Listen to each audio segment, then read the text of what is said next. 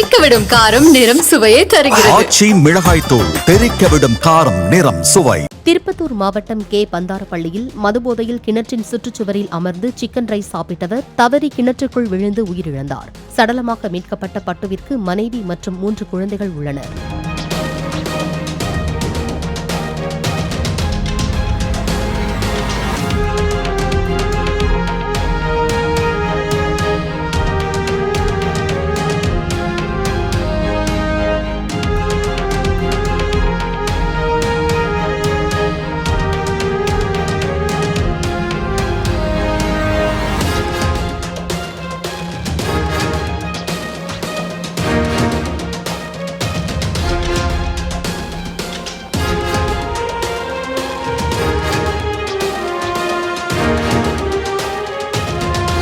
தெறிக்கவிடும் காரம் நிறம் சுவையை தருகிறது. ஆச்சி மிளகாய் தூள் தெறிக்கவிடும் காரம் நிறம் சுவை.